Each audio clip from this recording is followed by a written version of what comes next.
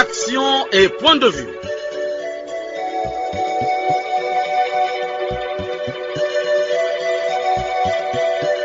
Action et point de vue, réaction du peuple sur le développement.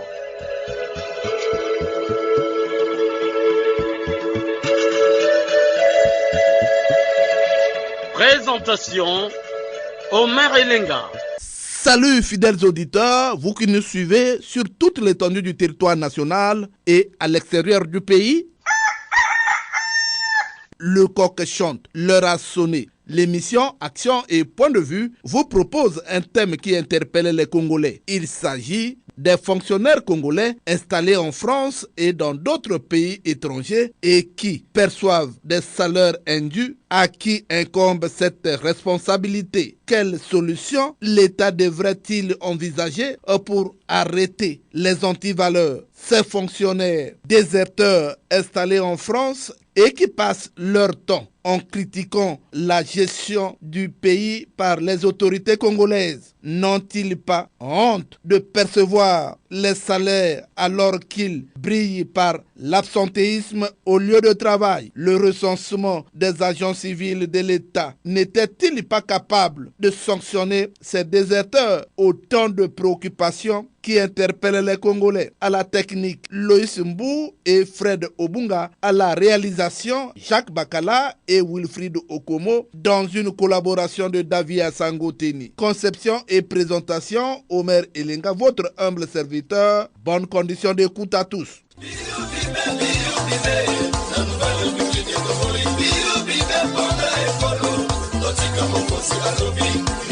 Qui anti-valeur la corruption d'ABJ à bannir. Bonjour à tous. Mettre les Congolais et les Congolaises au cœur du développement, c'est les convertir à l'adoption et au bon usage des valeurs qui favorisent le développement. Ces valeurs sont notamment le travail, la rigueur, la discipline, la responsabilité, la conscience, la probité, l'esprit d'entreprise, la volonté de réussir, le goût de l'effort soutenu et l'amour de la patrie. Dès lors, il est possible et aisé pour l'État de sensibiliser par tous les moyens appropriés la population aux valeurs du développement, faire adopter ces valeurs par le plus grand nombre, convertir ceux qui résistent, punir conformément aux lois en vigueur ceux qui transgressent les interdits. Chers auditeurs, au sujet de l'application des textes et de la lutte contre les comportements déviants, Denis Sassou Nguesso avait lors d'un discours insisté sur les antivaleurs. Réécoutons Denis Sassou Nguesso, élément d'archives. Ce ne sont pas les outils qui manquent, c'est le courage de s'en servir. Eh bien, ce courage, soyez-en persuadés, soyez-en persuadés, ne nous manquera pas. Nous l'aurons, je m'y engage, pour lutter contre les antivaleurs dans les administrations et les organismes publics. Nous l'aurons pour élaborer une politique nationale de lutte contre la corruption et renforcer les moyens dont sont dotés la haute autorité, l'inspection générale des finances et le contrôle général de l'État. Nous l'aurons pour appliquer à l'encontre des détournements de fonds, de l'enrichissement illicite et du favoritisme une politique de tolérance zéro. J'y veillerai avec vigilance et sans faiblesse. Oui, les fonctionnaires déserteurs installés en France et dans d'autres pays étrangers n'obéissent pas aux textes de la fonction publique. Que disent les textes de la fonction publique? Joséphine Boumandoki, directrice générale de la fonction publique, explique élément d'archives. En ce qui concerne le système de notre fonction publique, il a noté que la fonction publique congolaise est une fonction publique de carrière. Ce système repose sur le principe que les agents de l'État sont recrutés non pas pour un emploi, mais pour faire carrière pendant une longue période dans la fonction publique. De ce fait, le système repose sur l'idée que les agents recrutés et formés par l'État et placés dans une situation statutaire et réglementaire spéciale sont appelés à consacrer toute leur vie active au service de l'administration jusqu'à leur admission à la retraite. Ainsi, les opérations auxquelles s'appliquent les règles de gestion des carrières administratives sont la promotion ou reclassement, l'avancement, le changement de spécialité, la révision de la situation administrative et la reconstruction de carrière administrative. Nous évoquons les règles applicables dans chaque opération administrative, notamment en matière d'avancement, de formation, de changement de spécialité ou de transfert de corps, de révision de la situation administrative et de reconstruction de carrière. Lors du recensement général des agents de l'État, l'on croyait résoudre la situation des déserteurs, mais hélas, Gabriel Mosiengo, inspecteur général des services administratifs, avait précisé les objectifs de ce recensement. Réécoutons Gabriel Mosiengo dans cet élément d'archive. La question de la maîtrise des effectifs est une préoccupation constante du gouvernement. À cet effet, le gouvernement a organisé plusieurs recensements, dont le tout dernier a été lancé le 31 octobre 2016. Pourquoi donc recensement? Le recensement vise principalement la maîtrise des effectifs et partant celle de la masse salariale. Alors, vous me posez la question de savoir quel est l'intérêt pour le gouvernement. Le gouvernement a besoin de savoir réellement quels sont les agents qui travaillent, qui sont à leur poste de travail, quels sont les agents qui sont payés par la solde, donc qui relèvent au budget de l'État. C'est toujours important parce que de par le passé, nous avons toujours constaté qu'il y avait une différence entre les agents qui étaient gérés par le ministère en charge de la fonction publique et ceux qui étaient payés par la solde relevant du ministère des Finances. Pour les agents publics, bien entendu, c'est une opération très importante parce que nous allons très prochainement passer de la gestion manuelle à la gestion informatisée. Et donc, ceci aura comme conséquence positive la meilleure gestion des carrières, mais aussi l'accès automatique à la retraite. C'est une vision de son Excellence, Monsieur le Président de la République. On ne peut pas arriver à la retraite automatique tout en gérant manuellement comme cela est fait aujourd'hui. Nous devons profiter des moyens modernes de communication qui vont nous permettre, ces moyens qui vont nous permettre d'abord de gérer de façon automatique et ensuite de régler cette question épineuse de l'accès automatique à la retraite. Nous avons établi des listes des pièces à fournir selon le cas. En ce qui concerne les agents civils de l'État, nous avons d'abord les agents civils de l'État recensés en 2016. Nous avons les agents civils de l'État nouvellement recrutés. Donc la liste varie d'une situation à l'autre. Les listes ont été établies, affichées partout, dans toutes les administrations. Donc les agents n'ont qu'à les consulter. Ces listes ont été largement vulgarisées, diffusées partout. Je ne peux pas me mettre à les citer ici, mais en tout cas, elles existent partout, affichées dans toutes les administrations. Monsieur le Premier ministre, chef du gouvernement, a été très ferme dans sa circulaire. Il a interpellé ceux des responsables d'INSEP qui seraient tentés de protéger les agents fictifs déserteurs en leur délivrant avec légèreté les présences au poste pour des agents dont ils savent bien qu'ils sont nulle part, qui sont à l'étranger même, qui sont décédés parfois.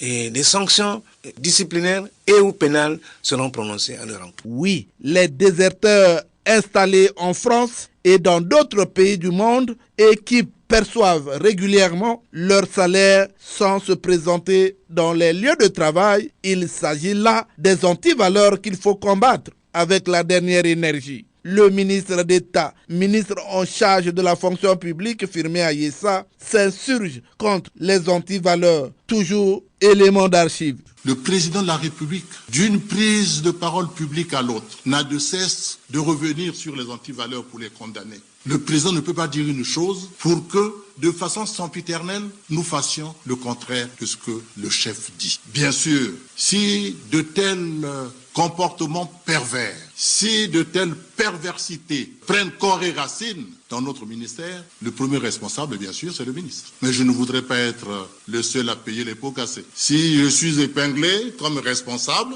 mais naturellement, je regarderai ceux qui, au quotidien, gèrent ces malfrats-là. Ils ne les dénoncent pas. Je regarderai les directeurs généraux. Eux, à leur tour, regarderont leurs collaborateurs. De sorte que ce n'est pas compliqué que nous arrêtions avec ces pratiques-là, comme je l'ai dit tantôt, qui ne nous honorent pas du tout. La situation des déserteurs installés en France et dans d'autres pays du monde est connue par les citoyens congolais. Je ne vous en dis pas plus. Je vous propose la réaction d'un Congolais de la diaspora. L'émission Action et Point de vue. Il est de notoriété publique que certains agents déserteurs de la fonction publique perçoivent des salaires indus. En effet, ils vont à l'ambassade faire des procurations, ils mandatent des personnes de leurs entourages et ces mandataires perçoivent les fameux salaires indus qui gangrènent la société congolaise et dans les pays d'Europe, il y a ces fonctionnaires déserteurs se targuent de toucher leur salaire alors qu'ils ne passent aucune journée au travail. Nous devons lutter contre ce fléau et ce qui est aussi à signaler,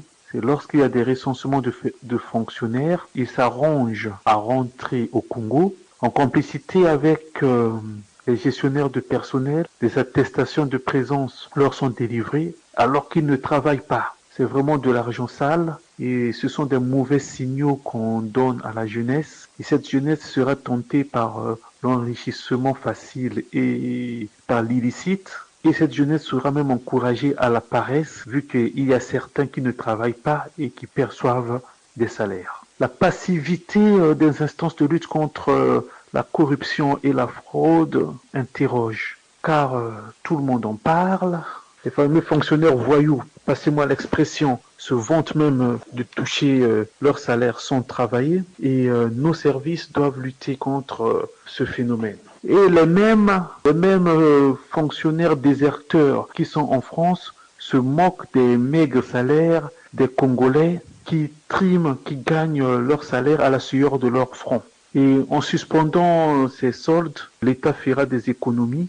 Et je propose qu'on crée un numéro vert, un numéro gratuit où anonymement des citoyens congolais vivant en France ou même sur le sol de la République du Congo, que des citoyens dénoncent ces fraudeurs afin que la place se libère et que les Congolais, les jeunes qui sont au chômage puissent avoir leur emploi. Eux au moins, ils vont se lever le matin pour aller travailler et ils rendront service à la République. Je vous remercie. Un autre Congolais en séjour en France et qui a requis l'anonymat réagit lui aussi. Monsieur Omer Elinga, à propos de ceux qui sont à l'étranger en France par ici par là pour le problème de salaire. Moi, je crois que ce problème-là, c'est le gouvernement qui ne travaille pas bien, c'est le gouvernement qui encourage tous ces désordres.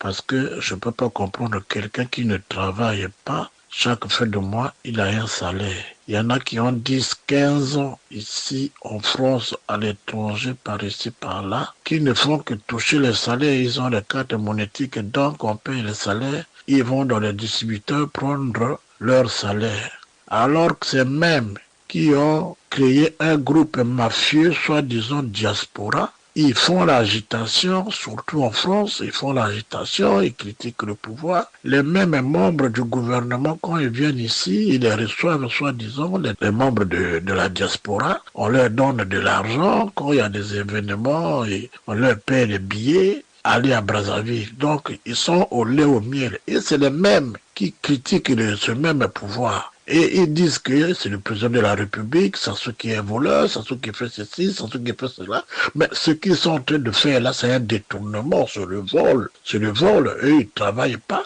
Et chaque fin de mois, ils ont des salaires. C'est pas normal, on ne peut pas gérer un pays comme ça. Nous-mêmes, les Congolais, nous ne sommes pas sérieux. Les gens doivent savoir qu'ils touchent le salaire qu'ils ne méritent pas. Et c'est les mêmes qui font le bruit, qui injurient. Entre-temps, il y a des jeunes qui soutiennent le pouvoir et qui n'ont rien, que le gouvernement ne donne rien, ils préfèrent donner aux agitateurs qui touchent le salaire. Mais ceux qui touchent le salaire, ceux qui s'agitent, même la diaspora, là, pour moi, ça ne sert à rien. Pourquoi les membres du gouvernement continuent à leur donner de l'argent? Ils sont loin là-bas, même s'ils font le bruit. Ils vont venir faire quoi? Viens faire le bruit à Brazzaville pour chercher à prendre peut-être un poste, que de faire le bruit sur les collines et qui ne produit à rien. En tout cas, sincèrement, pour moi, ces gens-là, les salaires doivent être suspendus. Mais cas par cas, ceux qui ont des problèmes de maladie, c'est connu. Et oui, le débat est ouvert. Les Congolais attendent.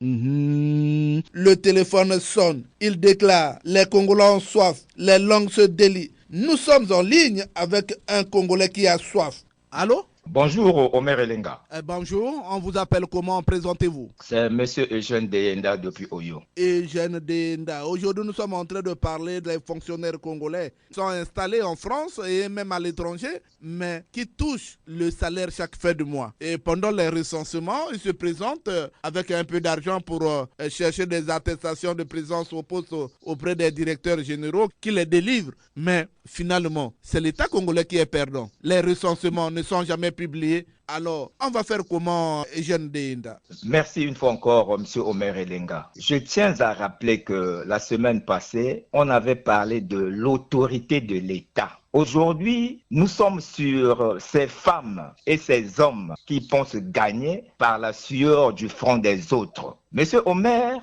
je dis et je répète que dans un pays, si l'autorité de l'État est bafouée, si la justice devient partiale, il s'ensuit cette délinquance juvénile et sénile entraînant toutes sortes de maux que nous constatons aujourd'hui. Ce qui se passe de façon négative dans ce pays, les antivaleurs t'ont décrié, c'est la résultante de ceux-là qui ont une parcelle de responsabilité dans la prise de décision à divers niveaux. Dans ce pays, il y a des circuits mafieux connus par la tutelle, mais elle n'intervient pas pour arrêter l'évolution de corpuscules. Monsieur Omer, comment comprendre qu'un Congolais assis à l'étranger, sans mettre pied à son lieu de travail pendant un mois ou plusieurs années, reçoit tranquillement son salaire comme s'il avait ce droit? Ce fonctionnaire fictif n'a-t-il pas un chef de section,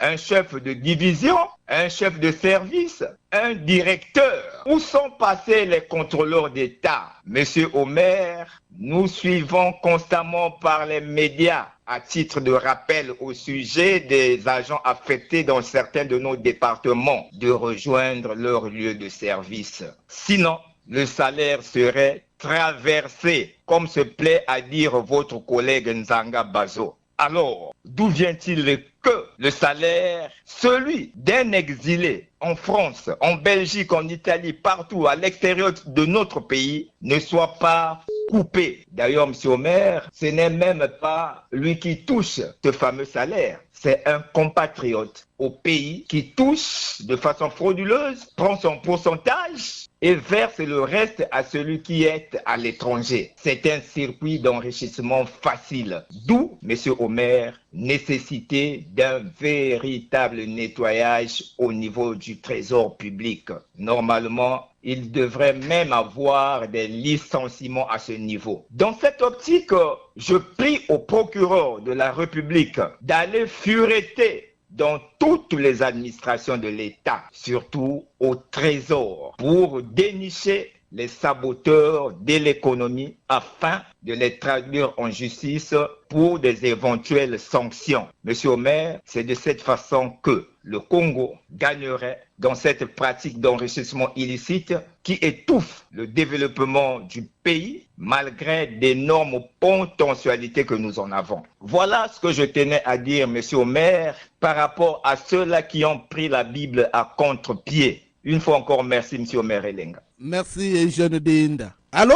Bonjour, monsieur Omer. Bonjour. Comment vous appelez déjà? Vous nous appelez d'où? Monsieur Fortuné de Osso. Monsieur Fortuné, toujours fidèle à cette émission. Que dites-vous? Mais la cause, c'est l'État, monsieur Omer. Parce qu'aujourd'hui, si les gens sont installés en France, à l'étranger, qui perçoivent de l'argent, des salaires à l'étranger, assis à l'étranger. Mais la faute revient à l'État. L'État lui-même ne sait pas qu'il est perdant parce que tout ce monde-là qui se retrouve en France à l'étranger, même ici, même au niveau du pays, aujourd'hui, ceux-là qui viennent prendre service, leur présence au poste, réparent et ne sont pas au lieu du travail. Maintenant, qu'est-ce qu'on peut dire? Le désordre est favorisé par lequel? C'est l'État lui-même, c'est la fonction publique qui ne fait pas son travail. La fois donné, il y a eu enrôlement des fonctionnaires. Maintenant, est-ce que ceux-là, on ne pouvait pas détecter ou déceler ceux-là qui sont assis, qui continuent à percevoir le salaire, ils sont assis. Voilà le grand problème. Mais la fonction publique, et le contrôle à tout moment, les inspecteurs arrivent en contrôle et tout.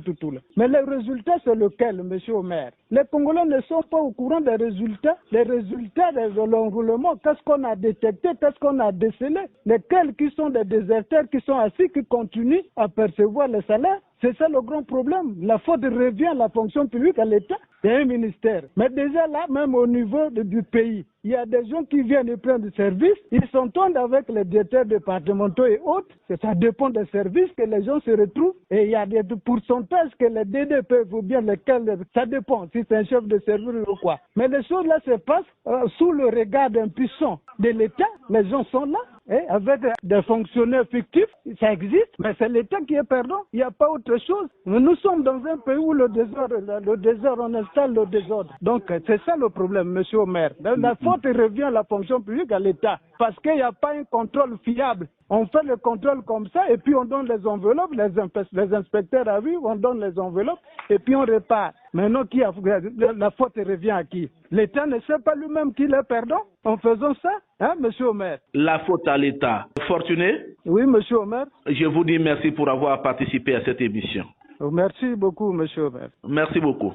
Les Congolais ont toujours soif. Allô? Bonjour, monsieur le maire Elenga. Bonjour, présentez-vous, on vous appelle comment? Moi, c'est monsieur ABC Denis, je vous appelle depuis Bunji Saint-Benoît. ABC Denis, que dites-vous? Monsieur le maire Elenga, ça c'est une pratique qui n'honore pas ses auteurs. Parce que le salaire, c'est d'abord la conséquence d'un travail correctement exécuté. Et quand on va percevoir ce salaire-là, on est fier de ce que l'on a fait. Ça nous fait très mal parce que c'est là un manque à gagner très important au niveau du pays. Ça ne nous arrange pas. Et donc, c'est une pratique que l'on doit chercher à tout prix à éradiquer. Et le faire, ça demande que le gouvernement congolais prenne la chose au sérieux. Parce que des pratiques de ce genre-là, on les rencontre souvent dans notre pays. Vous avez par exemple des citoyens qui se sont fait des salaires, qui ont chacun 1, 2 ou 3 salaires qu'ils perçoivent comme ça. Et quand vous êtes avec un citoyen comme ça, là, vous êtes les gens d'une même catégorie, d'une même fonction. Vous voyez les réalisations qu'il fait, et vous avez même honte de vous-même. Et donc, monsieur le maire Elenga, une pratique de ce genre-là, je crois que si les gens prennent du sérieux, c'est facile d'arrêter ces gens, c'est-à-dire d'arrêter cette hémorragie financière qui ne dit pas son nom. Monsieur le maire Elenga, c'est là mon point de vue. ABC Denis, nous vous disons merci pour avoir participé à cette émission. Monsieur le maire Elenga, je vous dis énormément merci et j'encourage tous ceux de nos frères qui participent à l'émission. Et je dis bonjour à M. Elenga Tipo de Oyo pour. Merci beaucoup, M. Elenga, et bonne journée. Merci beaucoup. Allô? Allô? Allô, bonjour. Bonjour.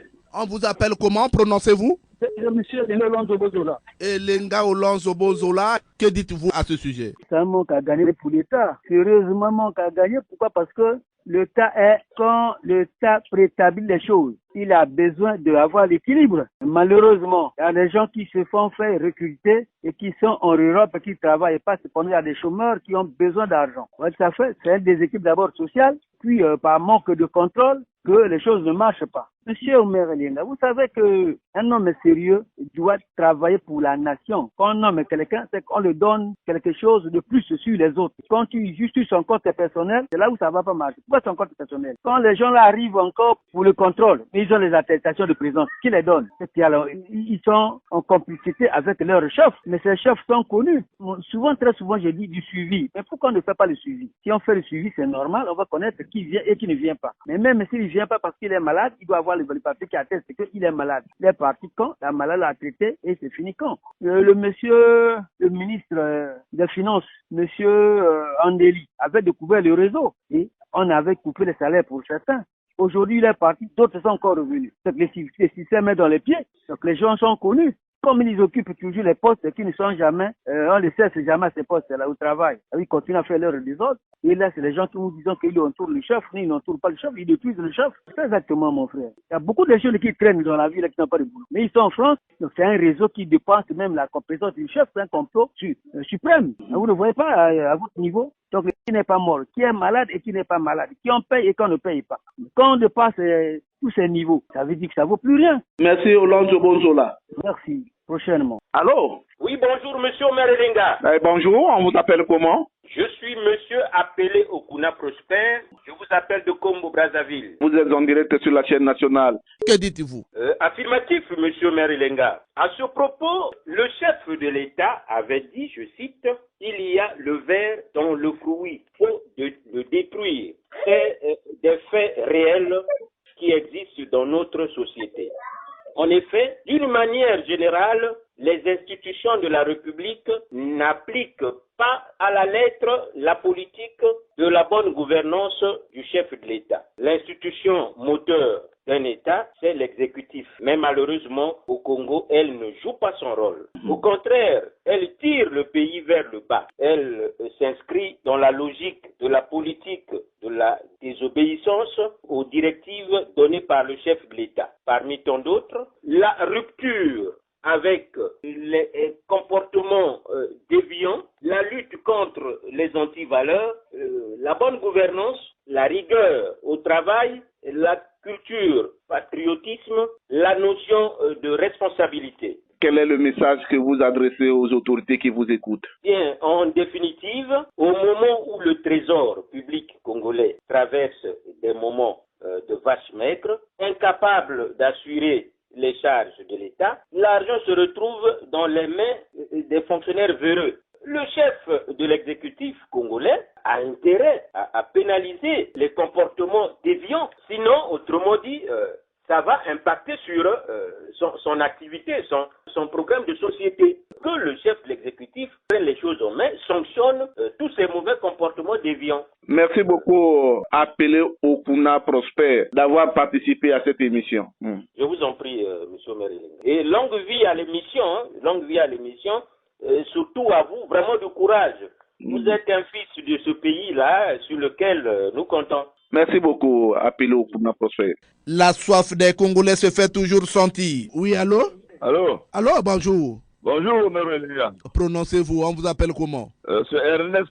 Ernest, que dites-vous à ce sujet? Merelia, c'est une légèreté du pouvoir. Parce que on a tant fait les contrôles. Mais si ces fonctionnaires qui vivent en France ou dans d'autres pays européens, tous ces personnes, les salaires, sans qu'ils aient du travail, c'est la faute au pouvoir, M. Merelia. Quand même s'ils peuvent détenir des personnes au poste, là, délivrés par n'importe qui, je ne sais pas. Mais le ministère de la fonction publique a connaît qui ne travaille, qui ne travaille pas. Donc ça c'est une légèreté pour monsieur le pouvoir. Mais les gars, tu sais c'est quoi? Il y a des anciens fonctionnaires qui résident en France, qui perçoivent les salaires. Il y a aussi des gens qu'on a recrutés, je ne sais pas dans quelle manière, et qui ont les salaires. Donc tout ça, monsieur le gars, c'est la complicité du pouvoir. Et ils tuent les salaires. Ça, c'est pas n'importe qui.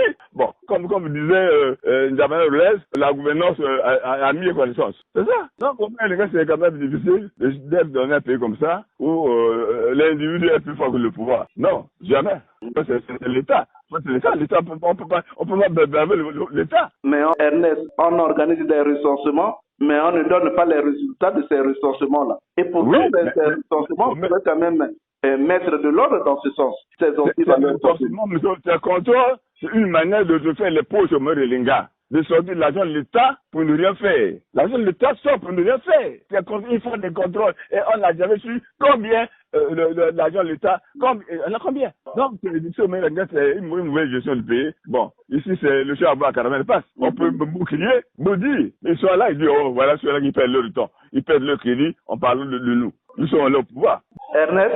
Oui, je vous dis merci pour avoir participé à cette émission. Merci pour cette production. Longue vie à l'émission. Merci beaucoup. Allô? Bonjour, monsieur le journaliste. Bonjour, on vous appelle comment? Prononcez-vous? Je suis monsieur Lenga Tipo et je vous appelle de Poroyo. Et Lenga Tipo, aujourd'hui nous sommes en train de parler de ces Congolais fonctionnaires de l'État et qui se sont installés en France, qui touchent le salaire, mais ils ne se présentent pas au boulot. Comment vous avez apprécié? C'est un manque à gagner pour l'État? Monsieur le journaliste, nous vous disons une fois de plus bonjour. Pour notre part, nous vous disons que c'est un grand manque à gagner. Nous le disons même à chaud que c'est un grand manque à gagner pour l'État. Mais cette pratique, monsieur le journaliste, ridicule, propre à la nation congolaise tire ses origines de la crise de l'autorité de l'État, monsieur le journaliste. La loi du travail nous dicte clairement que qui n'a pas travaillé n'a pas droit à ce salaire. Et tout travail mérite un salaire. Et au Congo, nous vivons l'inverse, monsieur le journaliste. Le Congo de nos jours étant l'un des pays où la corruption a déjà atteint son paroxysme, il n'y a pas que les Congolais de l'étranger qui bénéficient de ce genre de traitement. Il y a aussi les paysans salariés. Dans l'armée, la situation est très pire. Monsieur le journaliste, le trésor public congolais, très perméable, donne accès à 10, 20, 30 salaires supplémentaires, voire même plus à certains de nos cadres à chaque paye. La démonstration nous avait été faite par le Congolais Bic Rouge lors de son passage à la tête du ministère des Finances, où nous avons tous observé plusieurs bulletins de paye à la traîne. Monsieur le journaliste, à ce stade du manque cruel du patriotisme, nous pouvons ici vous avouer, sans aucun risque de nous tromper, que la non-maîtrise des effectifs des salariés et des pensionnés congolais par année, avec l'extinction presque totale de l'idée de la retraite automatique, bien applaudie par les Congolais, tirent leurs racines de cette pratique qui constitue un véritable handicap au bien-être socio-économique de notre très cher et beau pays, qui reste à notre égard un grand mal qui est à combattre avec férocité. Voilà, monsieur le journaliste, l'essentiel de notre appréciation. J'en ai terminé. Bon vent à cette émission. Je salue la grande famille Action et Point de Vue dans sa diversité. Une fois de plus, je suis monsieur Elenga Tipo depuis Oyoporo. Merci beaucoup. Merci Jean Elenga Tipo depuis Oyoporo. Merci. Allô? Bonjour. Bonjour, Omer Elenga. On vous appelle comment? Présentez-vous. Je suis monsieur Feli Oboronga pour au bord du Diaduka Kalangay. Feli Oboronga Poro, que dites-vous? Omer Elenga, dans un sens ou dans un autre, l'État congolais ne peut pas être perdant face aux aventuriers qui ne veulent rien comprendre de la progression d'un État comme le Congo. Ils sont placés en France là-bas depuis des dizaines d'années. Omer Elenga, ils y sont des véritables connivenciers avec les différentes DAF des ministères. Et comment ils opèrent? Quel est leur mode d'opération dans les opérations isolées? Ils versent un peu d'argent au DAF qui est résident dans un ministère pour dire qu'il faut surveiller les recensements à répétition qui s'organisent ici au Congo. Et ces messieurs-là deviennent comme son surveillant des comptes ici à Brazzaville. Ils ne font rien, ils font d'autres boulots là-bas. Ici à Brazzaville, ils sont considérés comme des véritables vagabonds. De connivence avec le DAF qui gère son nom et son mode d'emploi. En Europe, donc, ils ont double salaire. Un salaire qui passe directement ici et des aventures qu'ils opèrent à Paris du Congo. C'est au DAF de couper, de connivence avec les services des finances à la solde, de couper les salaires de ces aventuriers-là. Dans ces conditions-là, le Congo a besoin de ces postes-là pour faire intégrer d'autres Congolais sérieux qui ont des diplômes, qui veulent travailler et qui cherchent les emplois. Ils n'en trouvent pas au profit des aventuriers qui sont postés à Paris au Mérélinga. Il faut couper d'abord le salaire des DAF qui trouvent leurs intérêts avec les aventuriers qui sont postés en Europe au Mérélinga. Félix? Oui. Je vous dis merci pour avoir participé à cette émission. Omer Elenga, affectueusement, je vous dis merci. La nation compte sur vous. À très très bientôt, Omer Elenga. Merci beaucoup, Félix Oboronga Poro. Merci beaucoup. Allô? Bonjour, comment on vous appelle déjà? Wow, c'est monsieur Déclame depuis Caï. Monsieur Déclame depuis Caï, que dites-vous? Papa, ça c'est l'inconscient des gens. Je pense qu'il n'a pas travaillé, n'a pas de gros salaire. Et le service de finances doit veiller à ça. Mais les contrôles d'État, les fraudes qu'on fait là, ils sont où? Et le ministère de Finances doit veiller. Quand on fait les recensements, où sont les résultats?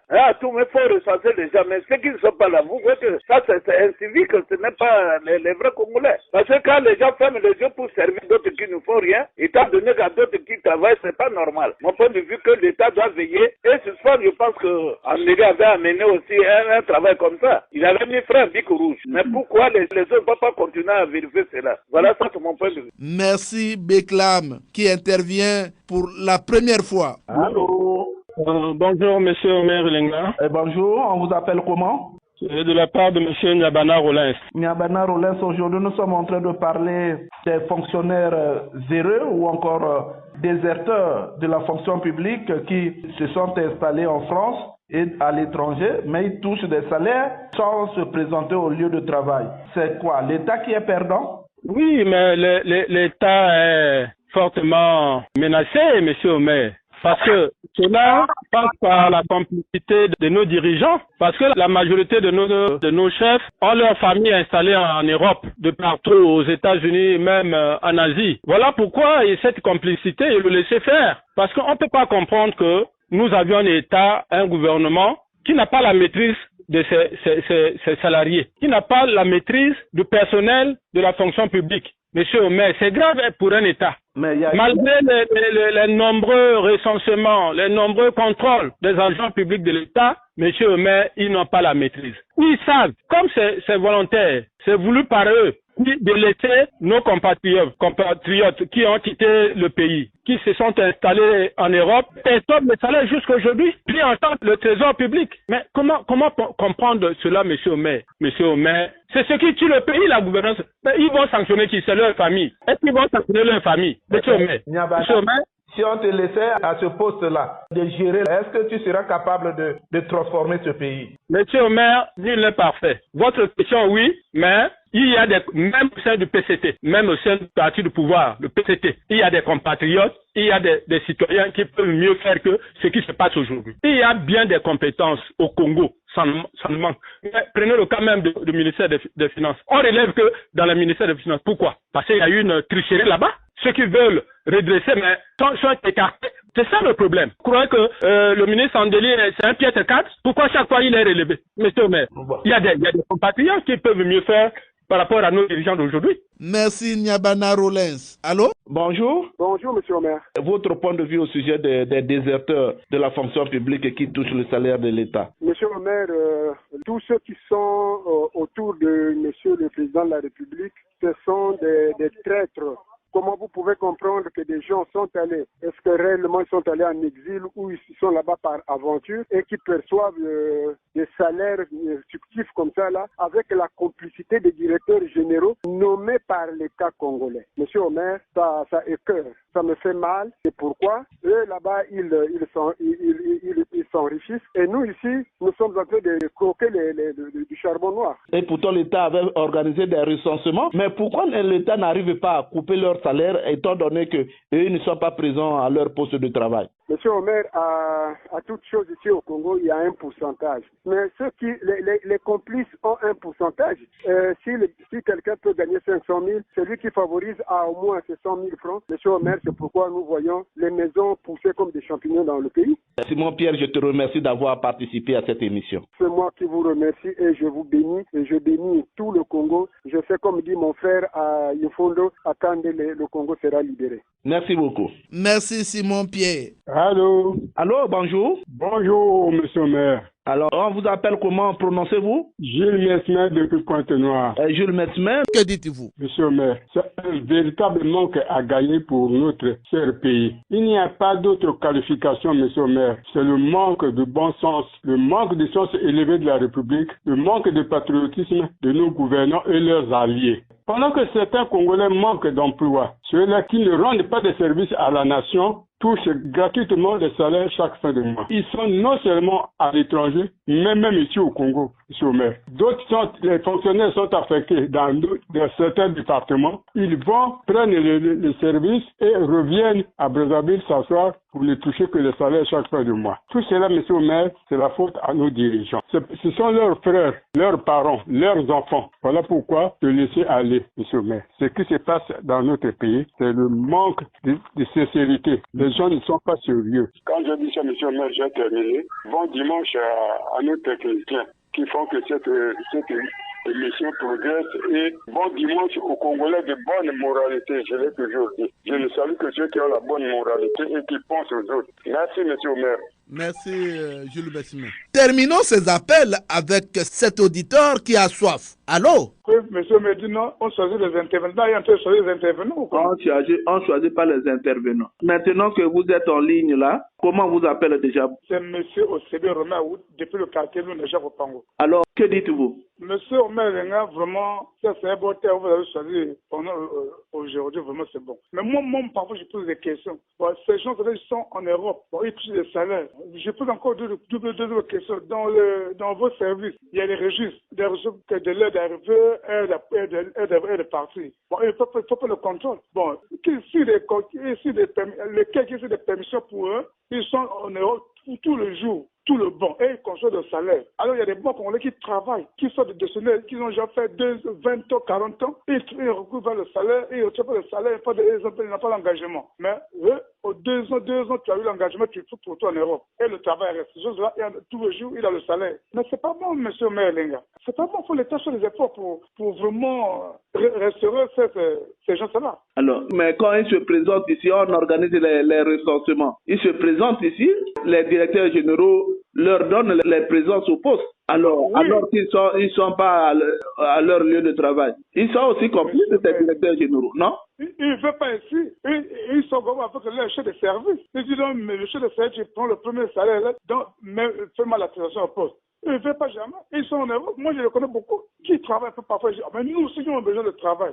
On n'a pas le travail. Il y a des gens qui ont travaillé, ils s'amusent avec le travail. Et il y a aussi des décisionnaires qui sont là, des 20 ans, 15 ans, ils n'ont pas l'arrêté. Mais ils ne sont pas payés. Mais il y a des gens qui ne travaillent pas, ils sont payés. Mais comment on peut avancer le pays comme ça, monsieur le journaliste? Comment? Mais où est l'autorité de l'État? Tout ce qu'on a parlé là, le service de correction, il est où? Le ministère du Travail. Il doit avoir des équipes. Il doit avoir des gens qui travaillent. Pourquoi ceux qui travaillent sont malades?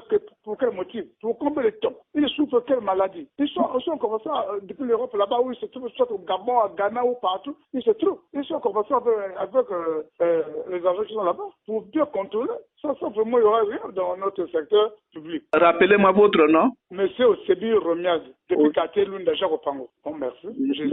Merci beaucoup. Toute la nation. Et bon le dimanche à tout le monde. Merci. Ouf. Toko funda bino lelo. Epa ya papa.